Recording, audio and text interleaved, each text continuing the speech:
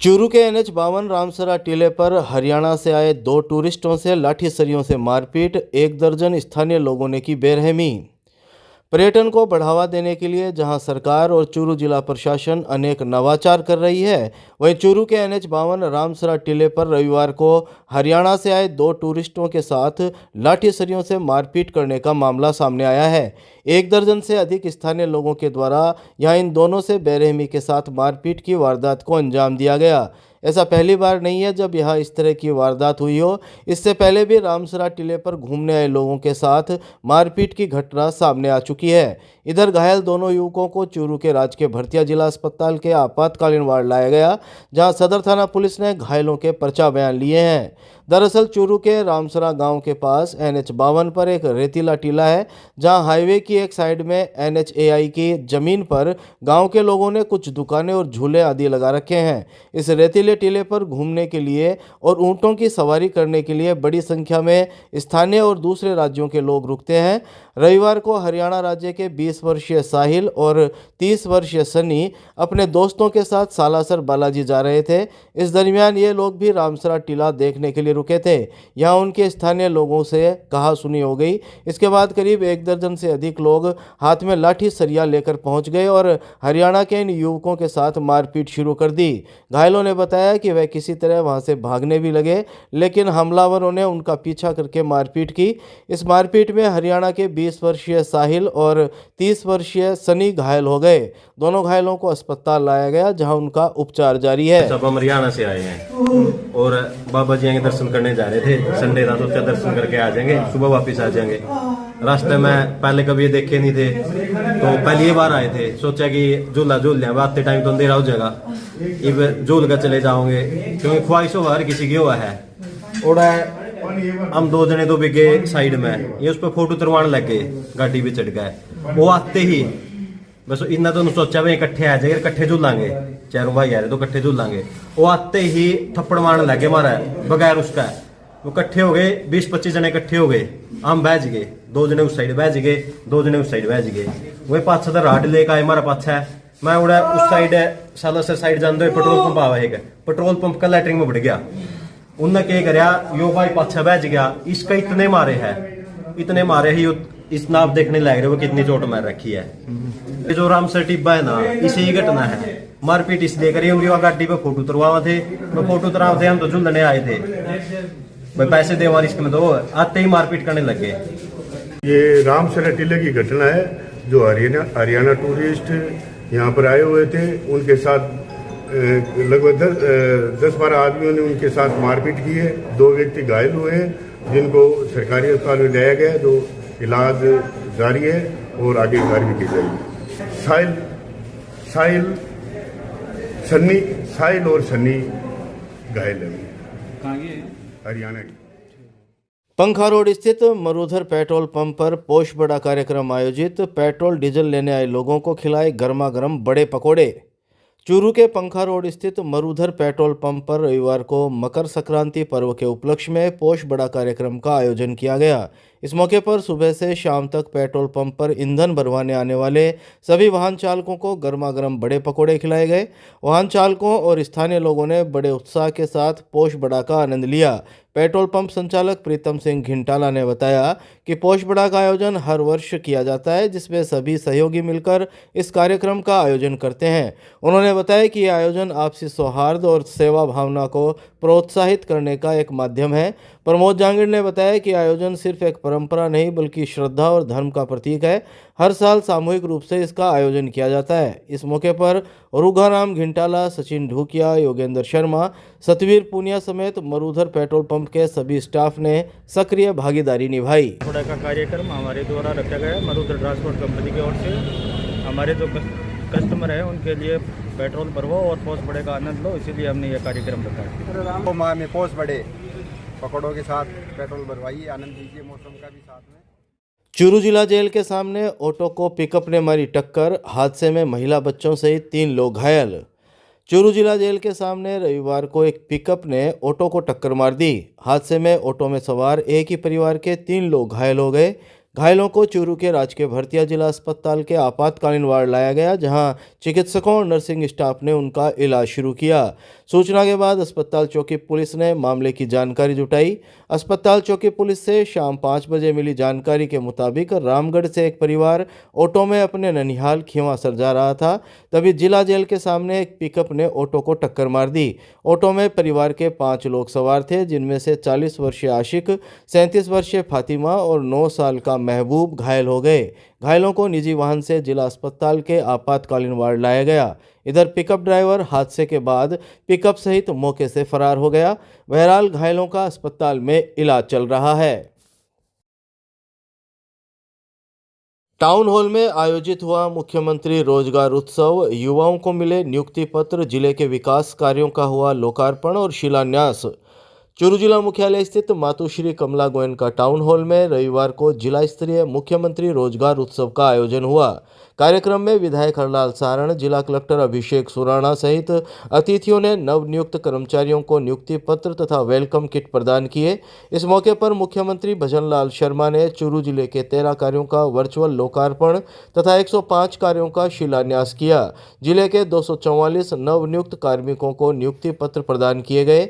सूचना एवं जनसंपर्क विभाग द्वारा शाम 6 बजे जारी प्रेस नोट के मुताबिक समारोह को संबोधित करते हुए मुख्य अतिथि विधायक हरलाल सारण ने कहा कि राज्य सरकार ने अपनी घोषणाओं के अनुसार युवाओं के लिए रोजगार के अवसर मुहैया करवाए हैं। उन्होंने चूरू में बजट घोषणा अंतर्गत हो रहे विभिन्न विकास कार्यों का जिक्र करते हुए कहा कि मुख्यमंत्री भजनलाल शर्मा ने पहले ही बजट में चूरू के लिए जो घोषणाएं की, उनके क्रियान्वयन से जिला विकास की रफ्तार पकड़ रहा है।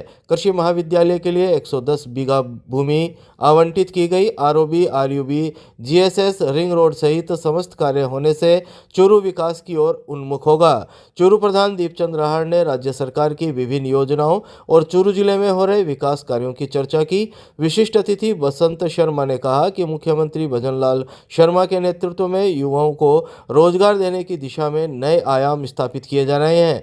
कार्यक्रम में जिले में नवनियुक्त टीआरए, सीएचओ, जूनियर अकाउंटेंट, अध्यापक आदि को नियुक्ति पत्र प्रदान किए गए। इस दौरान एडीएम अर्पिता सोनी, सीईओ श्वेता कोचर, उप प्रमुख महेंद्र न्योल, दीनदयाल सैनी, सुरेश सारस्वत, चंद्र प्रकाश शर्मा, सहायक निदेशक रोजगार वर्षा जानू, जेडीआईटी नरेश टोहानिया आदि मौजूद रहे।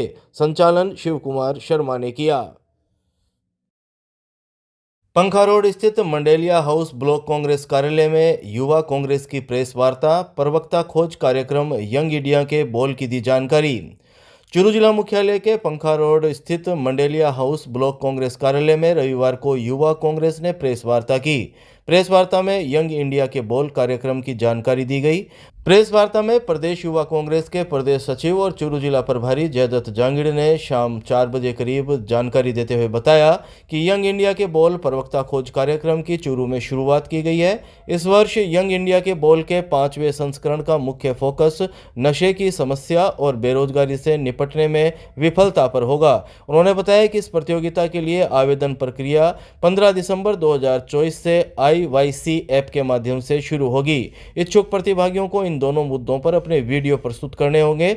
इस कार्यक्रम के प्रतिभागियों को राज्य और राष्ट्रीय स्तर पर आमंत्रित किया जाएगा और उन्हें भारतीय युवा कांग्रेस के राज्य और राष्ट्रीय प्रवक्ता बनने का अवसर प्रदान किया जाएगा। साथ ही उन्हें पार्टी के विचारों को प्रासंगिक मुद्दों पर व्यक्त करने का मौका भी मिलेगा।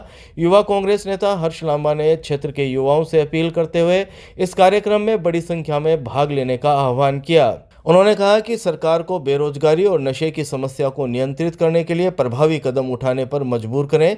युवा कांग्रेस प्रवक्ता एडवोकेट सद्दाम हुसैन ने प्रेस वार्ता का संचालन करते हुए कहा कि इस कार्यक्रम के माध्यम से युवाओं, छात्रों, पेशेवरों, जमीनी कार्यकर्ताओं और राजनीति के प्रति उत्साही लोगों को एक मंच प्रदान करना है ताकि वे अपनी आवाज़ उठाएं और गैर जिम्मेदार सरकार तक अपनी बात पहुंचा सकें। इस अवसर पर ब्लॉक कांग्रेस कमेटी के अध्यक्ष असलम खोकर, युवा कांग्रेस चूरू विधानसभा अध्यक्ष सोहेल खान डी के भी मौजूद रहे।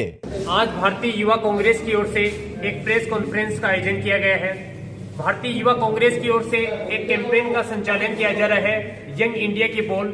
इसके माध्यम से देश भर के अंदर प्रखर वक्ताओं की खोज की जा रही है। इसके लिए युवा प्ले स्टोर में जाकर विद IYC ऐप डाउनलोड कर सकते हैं, उसमें फॉर्म भर सकते हैं और उसमें 2 विषय पर आप अपना वीडियो है वो आपको अपलोड करना है।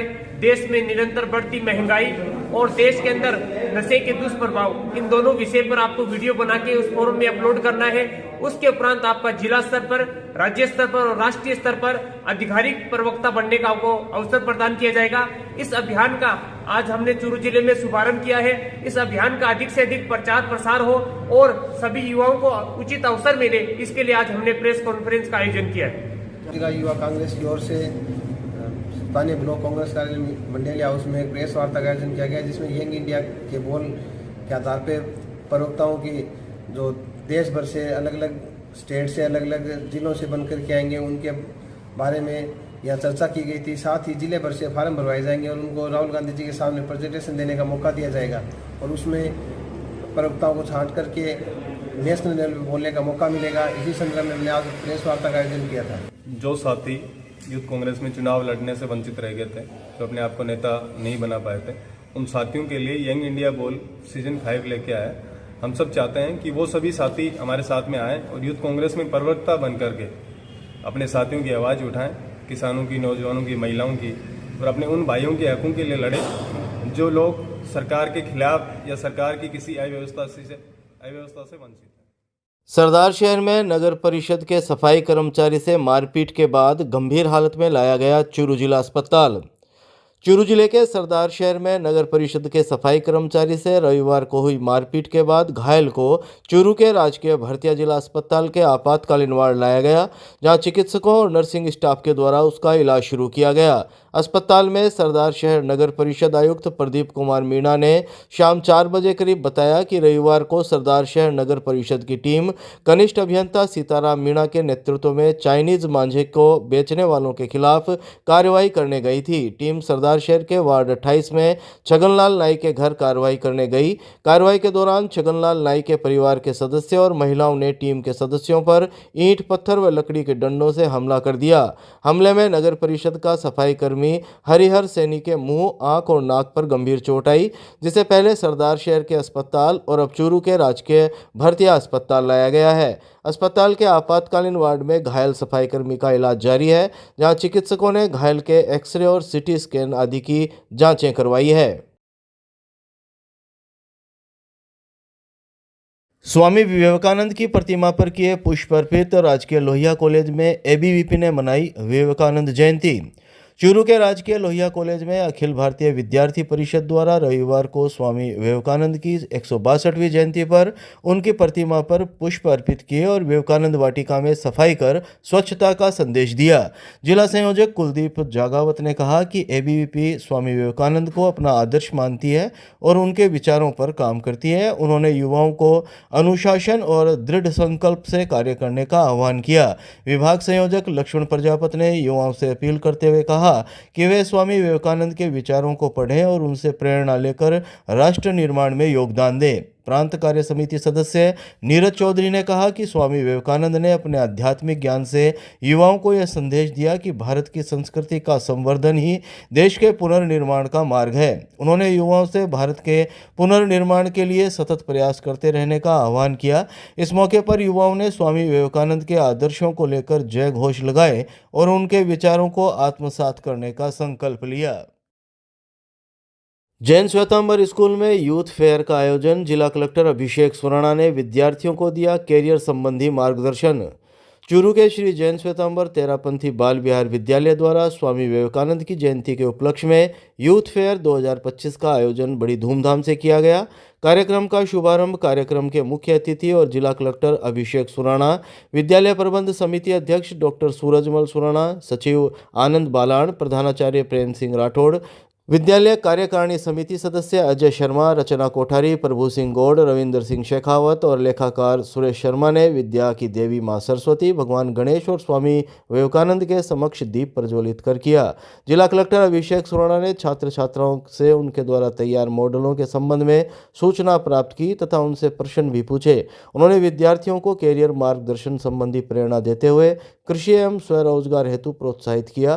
कार्यक्रम को संबोधित करते हुए विद्यालय प्रबंध समिति अध्यक्ष डॉक्टर सूरजमल सुराणा ने कहा कि इस प्रकार के कार्यक्रम से छात्रों को न केवल अपने कौशल और प्रतिभा प्रदर्शन का अवसर मिलता है, बल्कि अपने क्षेत्र, संस्कृति और जीवन से जुड़े अन्य पहलुओं को भी जानने का अवसर मिलता है। सचिव आनंद बालान ने विद्यालय द्वारा उपलब्ध कराई जाने वाली सुविधाओं को बताते हुए संचालक ट्रस्ट और इनके न्यासियों को उनके भौतिक और वित्तीय सहयोग के लिए साधुवाद दिया।